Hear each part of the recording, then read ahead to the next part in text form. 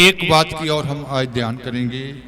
जो भी भेंट होती है, इंसान खुदा के लिए जो भेंट लाता है, पढ़ेंगे पहले दूसरा कुरिन्थियों 9 बाब 5 आयत से 7 आयत तक। दूसरा कुरिन्थियों। इस कारण मैं भरावां दे अगे ये बेनती करनी उचित समझी, जो वो पहला तुहाडे कोल जान अते तुहाडे उस दान नूं जिसदा अगों ही तुसां बचन दिता होया है अगेता ही तैयार कर रखना, पाई वो खुल दिली दे दान वर्गा तैयार रहे, ना बदोगिरी दे दान वर्गा। पर गल ये है भाई, जेड़ा घट बीजदा है वो घट वड्डेगा, अते जेड़ा खुले दिल बीजदा है वो खुले दिल वड्डेगा। हरेक जिवें ओहने दिल विच धारिया है तिवें करे, रंज नाल अथवा लाचारी नाल नहीं, क्यों जो परमेश्वर खुशी नाल देन वाले नूं प्यार करता है। इसलिए मैंने भाइयों से यह विनती करना आवश्यक। पौलुस कहता है कि मैंने भाइयों को ये विनती करना जरूरी समझा। कौन सी विनती उसके लिए जरूरी थी? कहता कि मैंने भाइयों से ये विनती करना जरूरी समझा कि वह पहले से तुम्हारे पास जाएं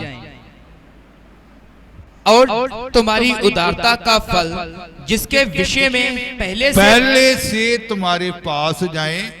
कुरिन्थियों के लोगों को वो ये खत लिख रहा है कि मैंने ये भाइयों को, फिर शुरू से पढ़ेंगे।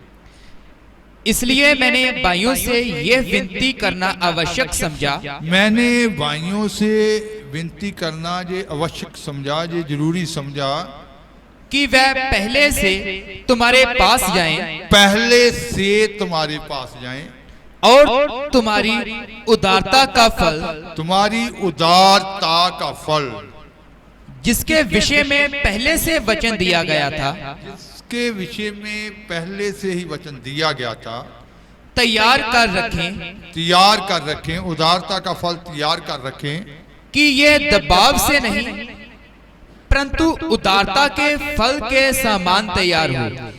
ये दबाव से नहीं, उदारता के फल के समान तैयार हो, समान तैयार हो। परंतु बात यह है जो थोड़ा बोता है, बात कहता कि ये है कि जो थोड़ा बोता है वह थोड़ा काटेगा भी, वह थोड़ा काटेगा भी, और जो बहुत बोता है, जो बहुत बोता है वह बहुत काटेगा। वह बहुत काटेगा। हर एक जन जैसा मन में ठाने वैसा ही दान करे, हर एक मन जैसा मन में ठाने वैसा ही दान करे, ना कुड़कुड़ के और ना दबाव से, ना कुड़कुड़ के, ना किसी के दबाव से, क्योंकि परमेश्वर हर्ष से देने वालों से प्रेम रखता है। हर्ष से, खुशी से देने वालों से प्रेम रखता है। तो परमेश्वर के प्रेम को जब देखना है, कहते हैं दुनिया के लोग कहते हैं कि जब इंसान यीशु मसीह के पास आता है तो सबसे आखिर में बदलाव क्या होता है उसके जीवन में। लोग कहते हैं, आखिरी बदलाव, लोग कहते हैं कि आखिरी बदलाव उसके बटुए में आता है। कहाँ आता है?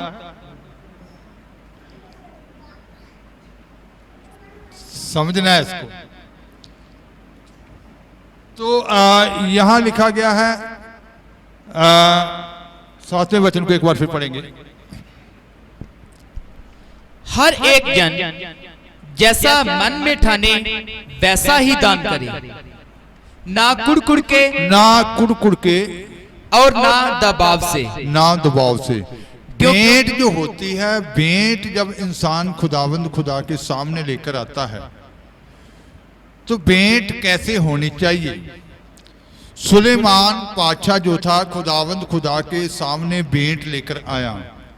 दूसरा इतिहास 1 बाब उसकी 6 आयत से 12 आयत तक लिखा है कि जब वो दूसरा इतिहास 1 बाब उसकी 6 आयत से 12 आयत तक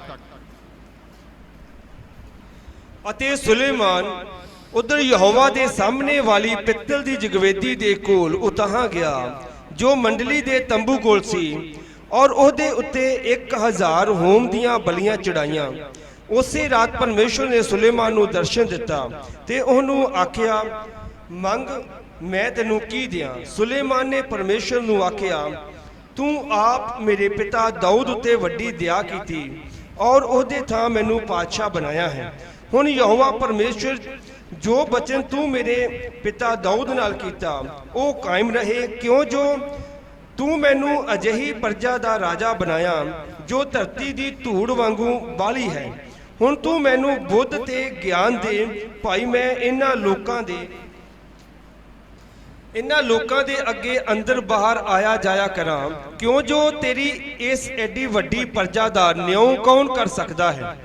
ਤਾਂ ਪਰਮੇਸ਼ਵਰ ਨੇ ਸੁਲੇਮਾਨ ਨੂੰ ਆਖਿਆ, ਇਸ ਲਈ ਜੋ ਤੇਰੇ ਮਨ ਵਿੱਚ ਇਹ ਗੱਲ ਸੀ ਔਰ ਤੂੰ ਨਾ ਤਾਂ ਧਨ ਦੌਲਤ, ਨਾ ਪੱਤ, ਨਾ ਆਪਣੇ ਵੈਰੀਆਂ ਦੇ ਪ੍ਰਾਣ ਮੰਗੇ ਤੇ ਨਾ ਹੀ ਵਡੇਰੀ ਉਮਰ ਮੰਗੀ, ਸਗੋਂ ਤੂੰ ਆਪਣੇ ਲਈ ਬੁੱਧ ਤੇ ਗਿਆਨ ਮੰਗਿਆ ਤਾਂ ਜੋ ਮੇਰੀ ਇਸ ਪ੍ਰਜਾ ਦਾ ਨਿਉਂ ਕਰੇ ਜਿਨ੍ਹਾਂ ਦਾ ਮੈਂ ਤੈਨੂੰ ਪਾਤਸ਼ਾਹ ਬਣਾਇਆ ਹੈ। ਬੁੱਧ ਤੇ ਗਿਆਨ ਤੈਨੂੰ ਦਿੱਤਾ ਜਾਂਦਾ ਹੈ ਤੇ ਨਾਲੇ ਤੈਨੂੰ ਇੰਨਾ ਧਨ ਦੌਲਤ ਤੇ ਪੱਤ ਦਿਆਂਗਾ, ਭਾਈ ਨਾ ਤਾਂ ਤੇਥੋਂ ਪਹਿਲਾਂ ਦੇ ਪਾਤਸ਼ਾਹ ਦੇ ਕੋਲ ਸੀ ਤੇ ਨਾ ਹੀ ਤੇਰੇ ਮਗਰੋਂ ਆਉਣ ਵਾਲਿਆਂ ਦੇ ਕੋਲ होवेगा। सुलेमान ने वही उस पीतल की वेदी के पास जाकर जो यहोवा के सामने मिलाप वाले तंबू के पास थी उस पर 1000 होम बलि चढ़ाई। तो सुलेमान पातशाह ने 1000 होम बलि चढ़ाई। आप पहले भी सीख चुके हैं कि खुदा ने वादे भी किए हों, लेकिन जब वादा पूरा करना होता है उससे पहले इंसान से भेंट ली जाती है। अब्राहम के साथ वादा किया गया था तो पहले उससे क्या ली गई? भेंट ली गई। सुलेमान ने 1000 होम बलि, तो होम बलि का मतलब होता है कि पूरी तरह से समर्पित, पूरी तरह से खुदा को समर्पित करना। तो होम बलि पेश की 1000 होम बलि और उसी रात को परमेश्वर ने सुलेमान को खुदा ने एक दर्शन दिया।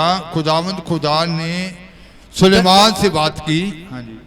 दर्शन देकर उसे कहा, जो कुछ तू चाहे कि मैं तुझे दूं वह मांग। जो कुछ भी तू चाहे मैं तुझे दूं, तू आज मांग ले। सुलेमान ने परमेश्वर से कहा, तू मेरे पिता दाऊद पर बड़ी करुणा करता रहा और सुलेमान ने ये कहा कि तूने मेरे बाप दाऊद के ऊपर बहुत बड़ी करना तू करता रहा है और मुझको उसके स्थान पर राजा बनाया है। मुझे उसके स्थान पर राजा बनाया। अब हे यहोवा परमेश्वर, जो वचन तूने मेरे पिता दाऊद को दिया था वह पूरा हो। जो वचन तूने मेरे पिता दाऊद को दिया था वो पूरा हो। भेंट चढ़ाई पहले उसने, फिर उसने कहा कि जो वचन तूने दिया था। जैसे कुछ लोगों के सवाल होते हैं कि ये प्रभु ने कहा था, उससे पहले इंसान का जीवन जो होता है कैसे समर्पित मांगा जाता है, कैसे उसका जीवन कैसे होना चाहिए, भेंट कैसे होती है, कैसे खुदा में हम आत्मिक तौर पर भी तरक्की करते हैं। सुलेमान ने कहा कि जो वचन तूने मेरे पिता दाऊद को दिया था वह क्या हो? पूरा हो। तूने तो मुझे ऐसी प्रजा का राजा बनाया है, तूने तो मुझे ऐसी प्रजा का राजा बनाया है जो भूमि की धूल के किनकों के समान बहुत है। प्रजा जो भूमि के किणकों के समान बहुत है। अब मुझे ऐसी बुद्धि और ज्ञान दे कि मैं इस प्रजा के सामने अंदर बाहर आना जाना कर सकूं, क्योंकि सुलेमान ने बुद्धि और ज्ञान को खुदा से मांगा। खुदा ने कहा था आज तू जो चाहे आज क्या कर मुझसे मांग ले। उसने क्या मांगा? बुद्धि और ज्ञान।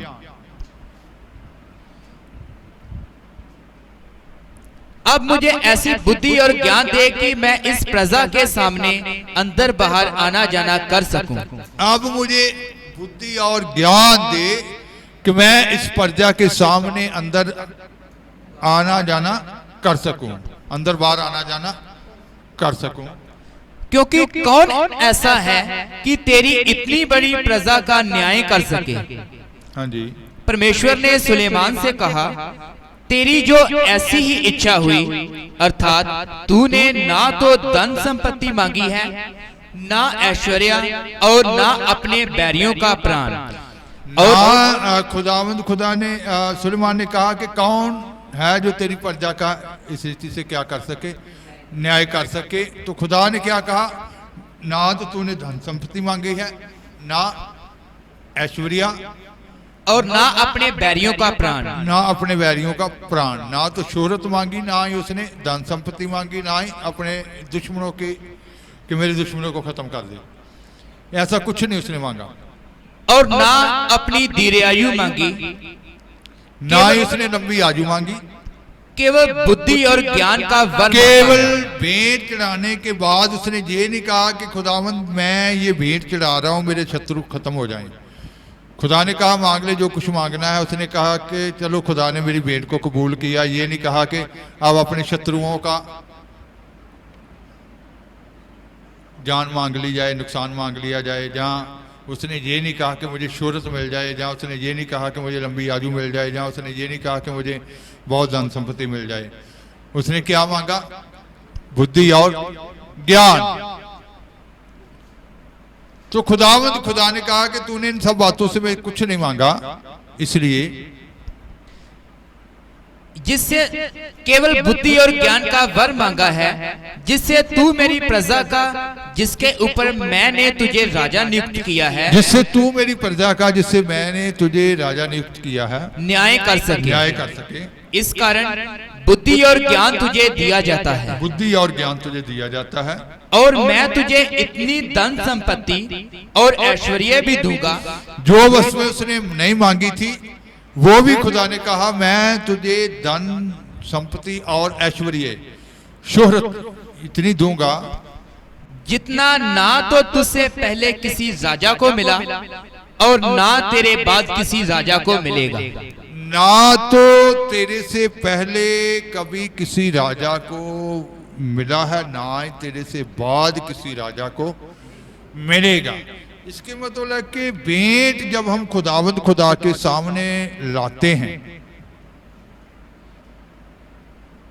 जो हमारी भेंट होती है, भेंट कैसे चढ़ानी है, कैसे वो भेंट कबूल होती है, कब खुदावंद खुदा खुश होते हैं।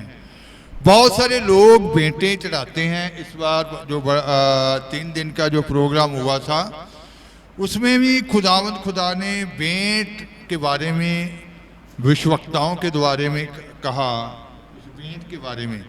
लेकिन भेंट लानी कैसे चाहिए, सबसे पहले तो ये एक ज्ञान होना चाहिए इंसान के पास। तो भेंट जो होती है, सुलेमान 1000 होम बलि लेकर आया। उसके बाद खुदावंद खुदा ने उससे बात की और उसका जीवन जो था ज्ञान और बुद्धि से क्या हो गया, बढ़ गया, ज्ञान और बुद्धि से भरपूर हो गया। उसके पास धन संपत्ति और शोहरत ऐश्वर्या ये सब खुदावंद खुदा की ओर से उसको मिल गया। तो सुलेमान ने जब भेंट लेकर आया तो वहां हम पीछे पढ़कर आए हैं कि इंसान ने कैसे बोना है। खुशी से भेंट देने वालों से ही खुदा प्रसन्न होते हैं। कुड़कड़ाहट करने वालों से, जहाँ अंदर से कई तरह के विचार चलते रहते हैं कि चलो खुदा की ओर से बात आई है तो भेंट,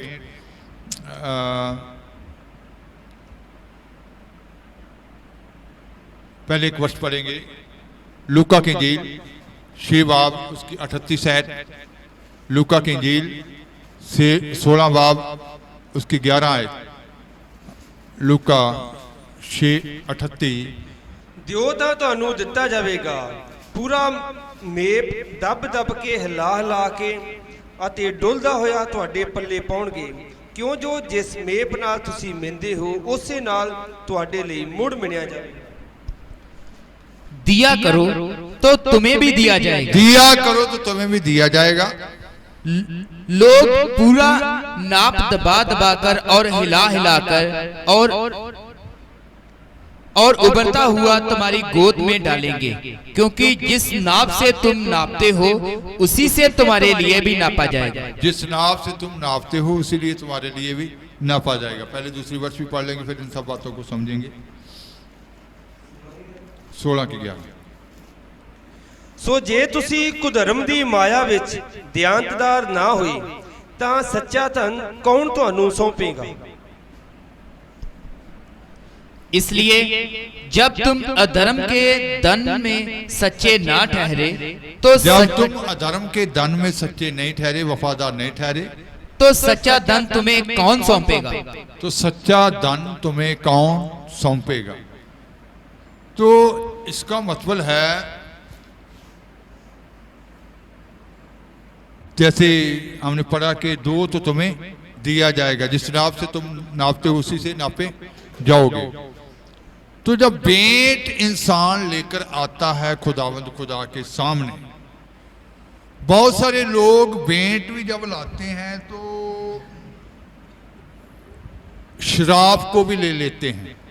भेंट भी लाते हैं लेकिन अपने ऊपर शराब भी ले लेते हैं। कैसे कैसे शराब आता है, कैसे भेंट कबूल हो जाती है।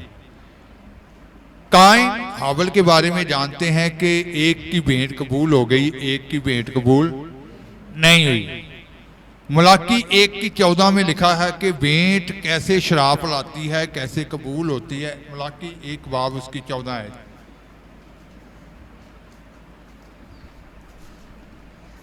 फटकार उस छलीए उत्ते ਜਿਹਦੇ ਇੱਜੜ ਵਿੱਚ ਨਰ ਪਸ਼ੂ ਤਾਂ ਹੈ, ਜਿਹਦੀ ਉਹ ਸੁਖਣਾ ਸੁਖਦਾ, ਪਰ ਪ੍ਰਭੂ ਦੇ ਲਈ ਬਿਜ਼ ਵਾਲਾ ਚੜਾਵਾ ਚੜਾਉਂਦਾ ਹੈ।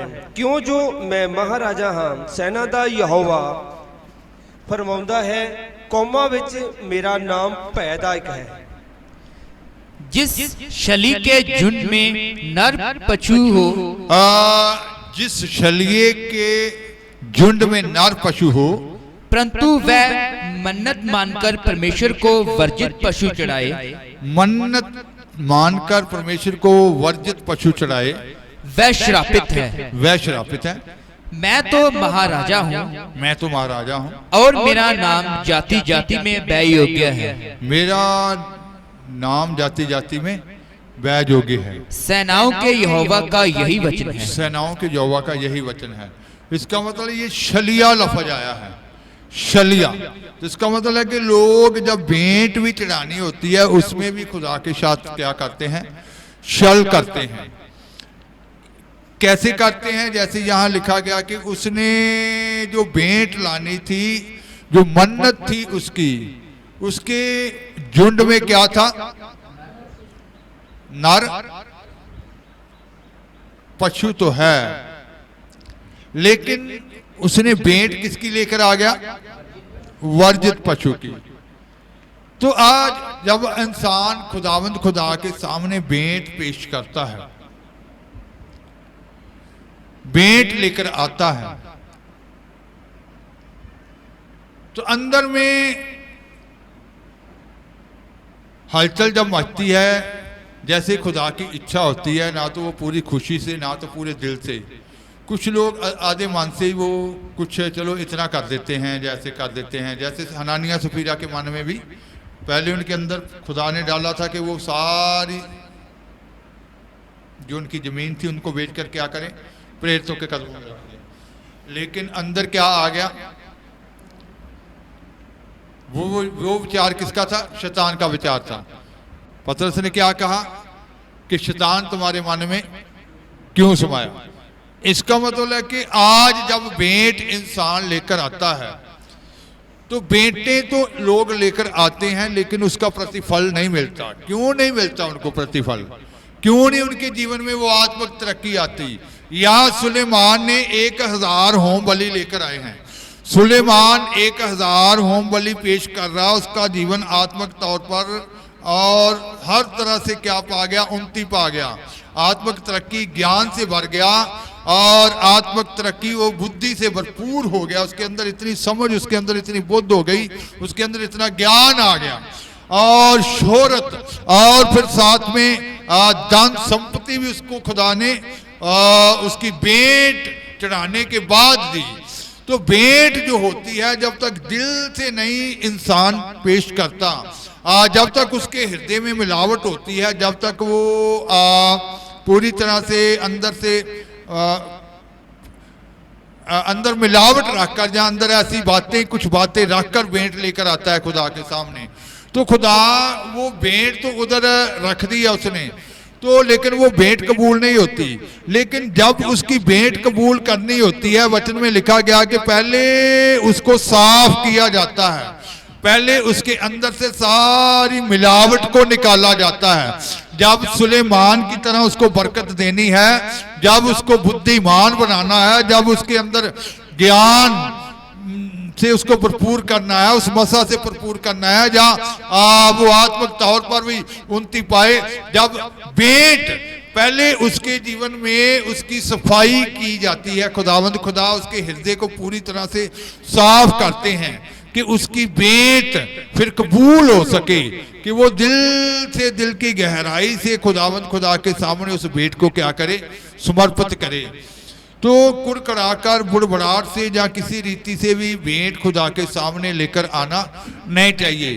दिल से पूरी तरह से समर्पित होकर, पूरी खुशी से, आनंद से भेंट, है ना।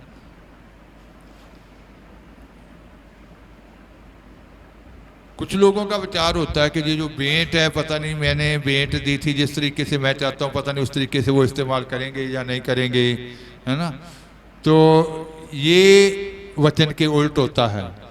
तो पहले उसको साफ किया जाता है। मलाकी 3 बाब उसकी 2 आयत से 4 आयत तक पढ़ेंगे। पर उसਦੇ ਆਉਣ ਦੇ ਦਿਨ ਨੂੰ ਕੌਣ ਸਹਾਰ ਸਕਦਾ ਹੈ ਅਤੇ ਕੌਣ ਖੜਾ ਰਹੇਗਾ ਜਦ ਉਹ ਪ੍ਰਗਟ ਹੋਵੇਗਾ, ਕਿਉਂ ਜੋ ਉਹ ਸੁਨਿਆਰੇ ਦੀ ਅੱਗ ਅਤੇ ਧੋਬੀ ਦੇ ਸਾਬਣ ਵਰਗਾ ਹੈ। ਉਹ ਚਾਂਦੀ ਨੂੰ ਤਾਉਣ ਅਤੇ ਸਾਫ਼ ਕਰਨ ਲਈ ਬੈਠੇਗਾ ਅਤੇ ਲੇਵੀਆਂ ਨੂੰ ਚਾਂਦੀ ਵਾਂਗੂ ਸਾਫ਼ ਕਰੇਗਾ ਅਤੇ ਉਹਨਾਂ ਨੂੰ ਸੋਨੇ ਵਾਂਗੂ ਅਤੇ ਚਾਂਦੀ ਵਾਂਗੂ ਤਾਵੇਗਾ ਅਤੇ ਉਹ ਧਰਮ ਨਾਲ ਯਹੋਵਾ ਦੀ ਭੇਟ ਚੜਾਉਣਗੇ।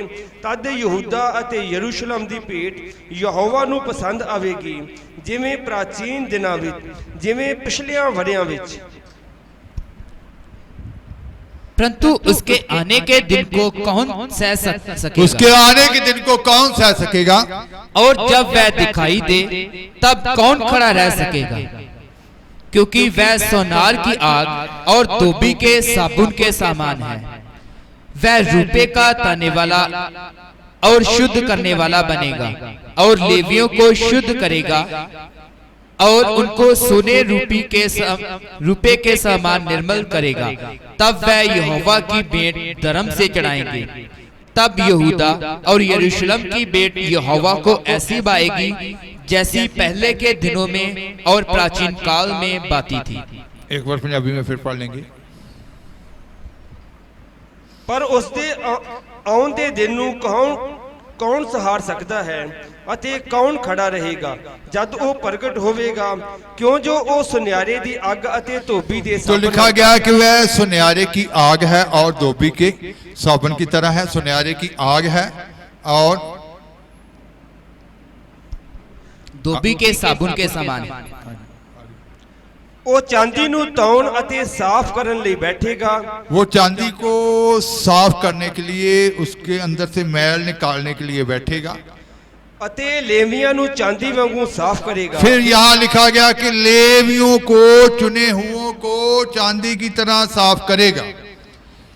तो मैंने पहले बताया कि एक बहन ने जब ये वचन पढ़ा तो वो सुनहरे के पास गई कि मैं ये जानना चाहती हूं कि चांदी से मैल कैसे निकाली जाती है,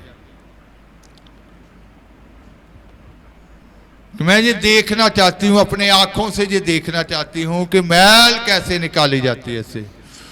तो सुनहरे ने कहा कि मैल जब निकाली जाती है, चांदी का टुकड़ा लेकर आग के ऊपर ऐसे पकड़कर रखा जाता है। आग तब तक उसके नीचे जलती रहती है जब तक उसके बीच में से मैल निकल नहीं जाती। तो कहती आपको कैसे मालूम हो जाता है कि इसमें से मैल निकल गई है? आप कैसे जान जाते हैं कि इसके अंदर अब मैल खत्म हो गई है? तो सुनहरे ने बताया कि जो टुकड़ा होता है चांदी का, पीस जो होता है, जब उसके बीच में से हमें अपनी सूरत नजर आनी शुरू हो जाए, फिर हम जान जाते हैं कि अब इसके अंदर से मैल क्या हो गई है, निकल गई है, अब इसको आग की जरूरत नहीं है। भविष्यवाणी आप सुनते हैं कि जल्द, अभी भी बार बार यही भविष्यवाणियां कि वो आग उतरने का समय आ चुका है जो मैल निकालेगी, मिलावट निकालेगी। तो इसका मतलब है कि तब तक फिर चुने हुओं को उस आग के ऊपर रखा जाएगा जब तक खुदावंद खुदा को उस इंसान के बीच में से अपनी सूरत नजर नहीं आ जाती। क्योंकि हमें खुदा की सूरत पर बनना है, उसकी सीरत पर बनना है। हमने, हमारा स्वभाव, हमारी सूरत, हमारा नेचर जो है ये सब मसीह यीशु जैसा होना चाहिए। तो फिर तब तक इंसान को आग के ऊपर रखा जाता है जब तक उसके बीच में से मैल निकल नहीं जाती। फिर जब खुदावंद खुदा को उसके बीच में से अपनी सूरत नजर आती है ना, भजन गाते हैं, जो कोई मुझको देखे सूरत वो तेरी देखे, जो कोई मुझको देखे सूरत वो तेरी देखे, आ जाए तेरे हजूर, हालेलुया, आ जाए तेरे हजूर, आए हैं तेरे हजूर, रूह से कर तू ममूर, आए हैं तेरे हजूर, रूह से कर तू ममूर। चेहरों पे चमके तेरा नूर, हालेलुया, चेहरों पे चमके तेरा नूर, आए हैं तेरे हजूर, रूह से कर तू ममूर। तो जो कोई मुझको देखे सूरत वो तेरी देखे, आ जाए तेरे हजूर। तो इसका मतलब है कि हमें प्रचार करने की जरूरत नहीं, देखकर ही इंसान खींचा चला आए, जैसे लोहा जो होता है चुंबक की ओर खींचा चला जाता है, खींचा चला आता है। एक बार एक खादम थे, तो बड़ा सम्मेलन था मोगा साइड, शायद टाली वाला शायद नाम था उस एरिया का, याद नहीं, कोई बड़ा सम्मेलन चल रहा था उधर। तो गुरदासपुर से भी कुछ खादम लोग गए। तो जब वो वापस लौटे तो मैंने कहा कि क्या सीख कर आए हैं आप, उधर से सम्मेलन था तो आपने क्या सीखा उधर? कहते जी हमने एक बात सीखी है कि जो सपेरा होता है, सपेरा होता है, वो बीन जब बजाता है तो सांप जो होता है वो अपने आप ही उस बीन की आवाज की और उसकी ओर क्या करता है, आकर्षित होता है, खींचा चला आता है। फिर सपेरा क्या करता है, उसको पकड़कर किस में डाल लेता है, उसके पास जो टोकरा होता है। तो कहते ये सीख कर आए हैं कि एक खादम जो होता है उसको बीन बजाना आना चाहिए, को वो बैठा बीन बजाए, लोग अपने आप ही खींचे चले आए। कहते ये सीख कर आए हैं, जो कोई मुझको देखे सूरत वो तेरी देखे। इसका मतलब हमारा चाल चलन, हमारा जीवन ऐसा होना चाहिए कि लोग अपने आप ही खींचे चले आए, हमारे जीवन की ओर देखकर वो खींचे चले आए। तो उसने कहा कि वो सुनहरे की आग की तरह है। वो चांदी को कैसे करेगा, साफ करेगा, आग के ऊपर साफ करेगा। तो और साथ में लेवियों के बारे में भी लिखा है कि लेवियों को, चुने हुओं को भी चांदी की तरह क्या करेगा, साफ करेगा।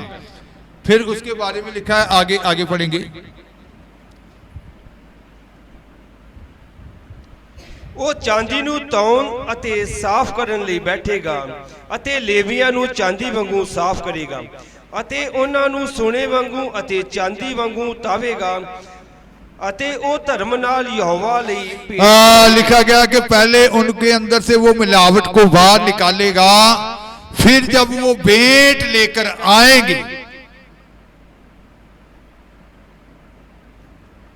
फिर खुदावंद खुदा के सामने जो भेंट लाई जाएगी, हाँ जी, ਅਤੇ ਉਹ ਧਰਮ ਨਾਲ ਯहोवा ਲਈ ਭੇਟ ਚੜਾਉਣਗੇ। तद यहूदा ਅਤੇ यरूशलेम ਦੀ ਭੇਟ ਯहोवा ਨੂੰ ਪਸੰਦ ਆਵੇਗੀ। फिर यहूदा और यरूशलेम की भेंट खुदावंद खुदा को पसंद आएगी, ਜਿਵੇਂ ਪ੍ਰਾਚੀਨ ਦਿਨਾਂ ਵਿੱਚ, जैसे प्राचीन समयों में, ਜਿਵੇਂ ਪਿਛਲੀਆਂ ਵਰਿਆਂ ਵਿੱਚ, जैसे बीते वरों में खुदावंद खुदा, इसका मतलब है कि शुद्ध मन से हमें भेंट चढ़ानी चाहिए। तो लोग भेंट जब चढ़ाते हैं, फरीसियों की तरह भेंट होती है, दिखावे की तौर पर भेंट होती है। फरीसी लोग बहुत सारी बातें जो थी भेंट जो चढ़ाते थे दिखावे के तौर पर चढ़ाते थे कि लोग जान जाएं, लेकिन उसका प्रतिफल, वो अपना प्रतिफल खो देते थे, उसका उनको प्रतिफल नहीं मिलता था। तो आज भी कितने मसीह हैं जो भेंट तो चढ़ाते हैं लेकिन अपने प्रतिफल को खो देते हैं, उस प्रतिफल को नहीं पाते। तो मत्ती की इंजील 6 बाब उसकी दूसरी आयत जब हम पढ़ते हैं तो वहां लिखा गया, पढ़ेंगे कि वो लोग अपना प्रतिफल कैसे खो देते थे। सो जद तू दान करें ਅਤੇ ਆਪਣੇ ਮੂਹਰੇ ਤੁਰੀ ਨਾ ਬਜਵਾ, ਜਿਸ ਪ੍ਰਕਾਰ ਕਪਟੀ ਸਮਾਜਾਂ ਅਤੇ ਰਸਤਿਆਂ ਵਿੱਚ ਕਰਦੇ ਹਨ, ਭਾਈ ਲੋਕ ਉਹਨਾਂ ਦੀ ਵਡਿਆਈ ਕਰਨ। ਮੈਂ ਤੁਹਾਨੂੰ ਸੱਚ ਆਖਦਾ ਹਾਂ, ਜੋ ਉਹ ਆਪਣਾ ਫਲ ਪਾ ਚੁੱਕੇ। इसलिए जब तू दान करे तो अपने आगे तुरी ना बजवा, इसलिए जब तू दान करे तो अपने आगे तुरी ना बजवा, जैसे कपटी सभाओं और गलियों में करते हैं, ताकि लोग उनकी बड़ाई करें। मैं कि बड़ाई के लिए कि लोग उनकी सिफत करें, इस तरीके से तूने भेंट नहीं चढ़ानी है। मैं तुमसे सच कहता हूँ कि वह अपना प्रतिफल पा चुके, वह अपना प्रतिफल पा चुके। फिर इसकी 5 आयत से 7 आयत तक लिखा गया और उसके बाद हाँ जी पढ़ेंगे पहले 5 से 7। ਅਤੇ ਜਾਂ ਤੁਸੀਂ ਪ੍ਰਾਰਥਨਾ ਕਰੋ ਤਾਂ ਕਪਟੀਆਂ ਵਾਂਗੂ ਨਾ ਹੋ, ਕਿਉਂ ਜੋ ਉਹ ਸਮਾਜਾਂ ਅਤੇ ਚੌਂਕਾਂ ਦੇ ਖੂੰਜਿਆਂ ਵਿੱਚ ਖੜੇ ਹੋ ਕੇ ਪ੍ਰਾਰਥਨਾ ਕਰਨੀ ਪਸੰਦ ਕਰਦੇ ਹਨ, ਜੋ ਮਨੁੱਖ ਉਹਨਾਂ ਨੂੰ ਵੇਖਣ। ਮੈਂ ਤੁਹਾਨੂੰ ਸੱਚ ਆਖਦਾ ਹਾਂ, ਜੋ ਉਹ ਆਪਣਾ ਫਲ ਪਾ ਚੁੱਕੇ। ਪਰ ਜਾਂ ਤੂੰ ਪ੍ਰਾਰਥਨਾ ਕਰੇ ਤਾਂ ਆਪਣੀ ਕੋਠੜੀ ਵਿੱਚ ਵੜ ਅਤੇ ਆਪਣਾ ਬੂਹਾ ਭੇੜ ਕੇ ਆਪਣੇ ਪਿਤਾ ਤੋਂ ਜਿਹੜਾ ਗੁਪਤ ਹੈ ਪ੍ਰਾਰਥਨਾ ਕਰ, ਅਤੇ ਤੇਰਾ ਪਿਤਾ ਜਿਹੜਾ ਗੁਪਤ ਵਿੱਚ ਵੇਖਦਾ ਹੈ ਤੈਨੂੰ ਫਲ ਦੇਵੇਗਾ। ਅਤੇ ਤੁਸੀਂ ਪ੍ਰਾਰਥਨਾ ਕਰਦਿਆਂ ਹੋਇਆਂ ਪਰਾਈਆਂ ਕੌਮਾਂ ਦੇ ਲੋਕਾਂ ਵਾਂਗਰ ਬਕ-ਬਕ ਨਾ ਕਰੋ, ਕਿਉਂ ਜੋ ਉਹ ਸਮਝਦੇ ਹਨ ਭਾਈ ਸਾਡੇ ਬਹੁਤ ਬੋਲਣ ਕਰਕੇ ਸਾਡੀ ਸੁਣੀ ਜਾਵੇਗੀ। जब तू प्रार्थना करे तो कपटियों के समान ना हो, क्योंकि लोगों को दिखाने के लिए आराधनालयों में बहुत सारे लोग जो प्रार्थना करते हैं, प्रार्थना की भेंट चढ़ाते हैं तो दूसरों को दिखाने के तौर पर कि दूसरे जान सके, है ना। जैसे पहले भी बता चुके हैं कि कुछ विश्वासी कैसे होते हैं कि जैसे जिस संगत में बैठे हैं ऐसे दुआ कर रहे हैं तो पास में आकर कोई दूसरा बैठ गया तो आस्था से देख लेना कि ये मेरे पास बैठ गया, उसका नाम लेकर प्रभु इस बहन के ऊपर भी दया कर दे कि ये जान जाए कि ये भी इसके लिए क्या करती है, प्रार्थना करती है। खुदा को मालूम होता है कि इसको देख कर ये कर रही है, दिल से करनी होती तो घर में भी ये दिल से कर सकती थी, है ना। कुछ लोग दूसरों को देखकर बातें करते हैं कि ये लोग जान जाएं। तो जब तू प्रार्थना प्रार्थना करे और तो कैसे करना है, तो कपटियों के समान ना हो, क्योंकि लोगों को दिखाने के लिए आराधनालयों में और सड़कों के मोड़ों पर खड़े होकर प्रार्थना करना उनको अच्छा लगता है। कुछ लोगों को दिखावे की प्रार्थना अच्छी लगती है कि लोग उसको देखें, लोग उनको जाने कि ये भी काम नहीं है, ये भी बड़ी बहुत अन्य भाषा बोलते हैं, ये तो बहुत अच्छी दुआ करते हैं, इसमें खुदा की इच्छा है या नहीं है, ये कोई मतलब नहीं उनको होता। ये होता है कि लोग देख लें कि ये भी दुआ वाले हैं। हाँ जी। मैं तुमसे सच कहता हूँ कि वह अपना प्रतिफल पा चुके, वह अपना प्रतिफल पा चुके। परंतु जब तू प्रार्थना करे तो अपनी कोठरी में जा और द्वार बंद करके अपने पिता से जो गुप्त में है प्रार्थना कर, तब तेरा पिता जो गुप्त में अपनी कोठरी में जा, द्वार बंद कर। दानिएल ने क्या किया था?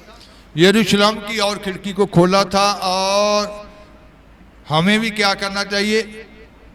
अपनी सारी खिड़कियां दरवाजे क्या कर देने चाहिए? दिल की खिड़कियां दरवाजे क्या कर देने चाहिए? बंद कर देने चाहिए। और कौन सी खिड़की खोलनी चाहिए? यरूशलेम की ओर जो हो। अपनी कोठरी में जा, अंदर पूरी दिल की गहराइयों से अंदर तक उतरना है, नीचे दिल के बीच में। दिल से दुआ निकलनी चाहिए, है ना? कितने लोग हैं बैठे तो होते हैं दुआ में,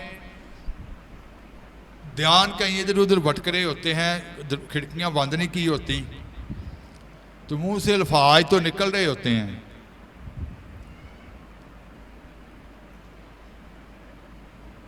दूसरों को नजर आ जाएंगे कि दुआ कर रहे हैं।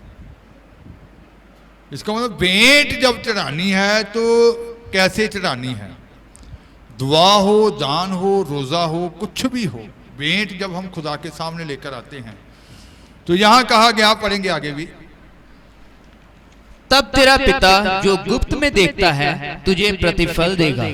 तेरा पिता जो गुप्त में देखता है तुझे प्रतिफल देगा। इसका मतलब है कि फरीसी लोग अपना प्रतिफल दिखावे के तौर पर जो काम करते थे, बेटा चढ़ाते थे, दुआ करते थे, उसका प्रतिफल अपना खो चुके थे। रोजे के बारे में भी लिखा गया है, जैसे अभी अभी आपने गाने में गाया है, इसकी 16 से 18 तक। ਅਤੇ ਜਾਂ ਤੁਸੀਂ ਵਰਤ ਰੱਖੋ ਤਾਂ ਕੱਪੀਆਂ ਵਾਂਗੂ ਮੂੰਹ ਉਦਾਸ ਨਾ ਬਣਾਓ, ਕਿਉਂ ਜੋ ਉਹ ਆਪਣੇ ਮੂੰਹ ਇਸ ਲਈ ਵਿਗਾੜਦੇ ਹਨ, ਭਾਈ ਉਹ ਮਨੁੱਖਾਂ ਨੂੰ ਵਰਤੀ ਮਾਲੂਮ ਹੋਣ। ਮੈਂ ਤੁਹਾਨੂੰ ਸੱਚ ਆਖਦਾ ਹਾਂ, ਭਾਈ ਉਹ ਆਪਣਾ ਫਲ ਪਾ ਚੁੱਕੇ।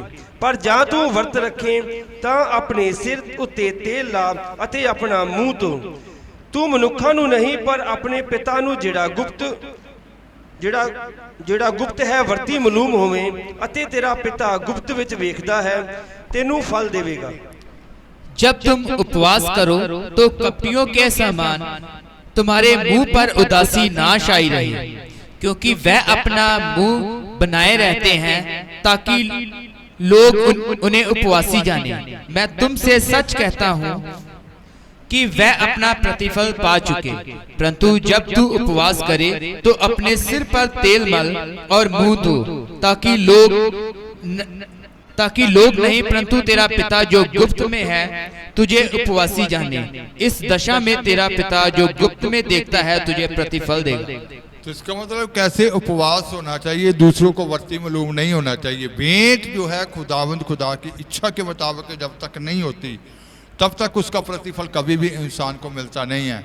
इसलिए कितने लोग कहते हैं हम तो इतना रोज़े भी रखते हैं जी, हमें ये भी करते हैं, तो हमने तो भेंट भी चढ़ाई थी, तो कुछ हुआ तो नहीं है।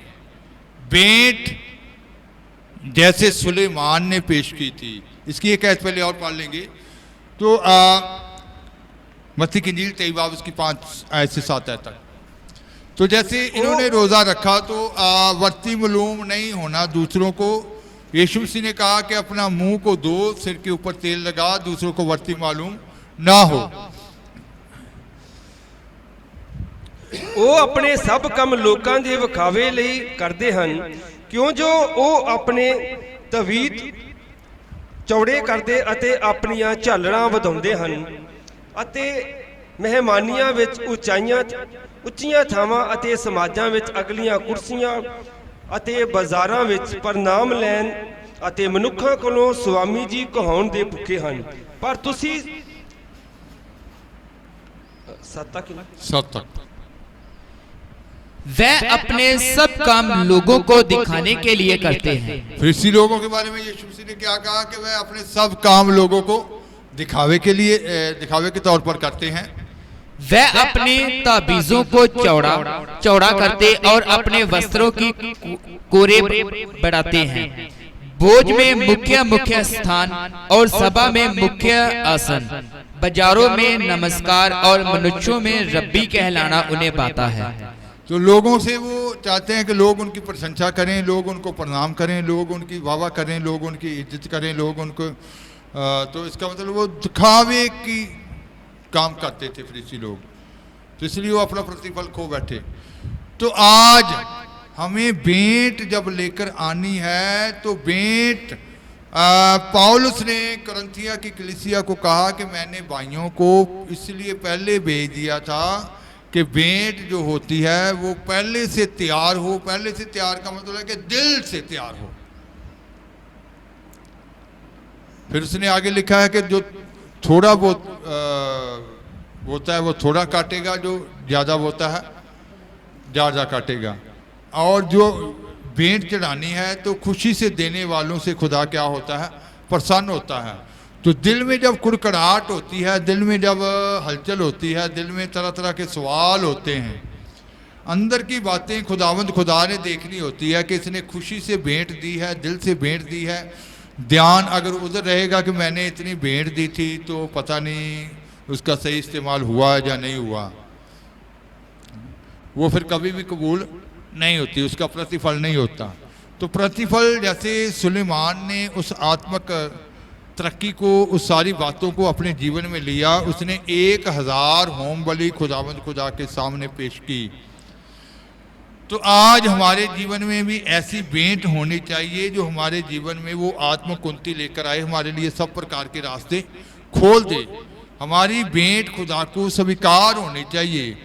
लेकिन जैसे हम चलते रहते हैं, कितने लोग चलते रहते हैं, लेकिन पहले खुदा भेंट स्वीकार करने से पहले उसको चांदी की ताई क्या करते हैं, शुद्ध करते हैं कि अंदर से दिल से जो काम करे दिल से करे, दुआ करे दिल से करे, दूसरों के लिए दुआ करे दिल से करे, रोजा रखे दिल से रखे, दान देना है दिल से दे। दिखावे के तौर पर कुछ भी कोई करेगा तो वो खुदा को कभी भी पसंद नहीं आएगा। इसलिए कितने कितने वर्षों से लोग ऐसे ही लटके रहते हैं। तो इसका मतलब है कि हमें भेंट वो लेकर आनी चाहिए जो खुदा को कबूल हो और हमारे लिए क्या खोल दे, सब प्रकार के रास्ते खोल दे। भेंट जब हम देते हैं उसके प्रेम को हमने देखना है कि सचमुच वो कितना प्रेम हमसे करता है। तुरंत हमारे लिए सब प्रकार के क्या हो जाएं, रास्ते खुल जाएं। इतनी शुद्धता से दिल की गहराइयों से हमारी भेंट होनी चाहिए। तो आज भेंट जब लेकर आनी है, खुदा के सामने जब जाना है, तो पूरी नीयत से, जैसे वो एक कहावत है कि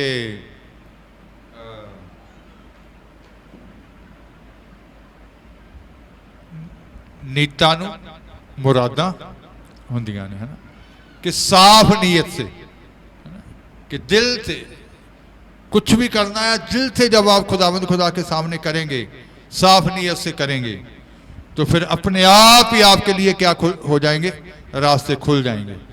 तो अब्राहम के पास जब 3 स्वर्गदूत गए, जिनके बीच में जब अब्राहम के पास गए तो अब्राहम ने देखा कि दूत उसके पास आए हैं। सारा ने को उसने हुक्म दिया और के उनके लिए खाना बनाने के लिए, भेंट चढ़ाने के लिए।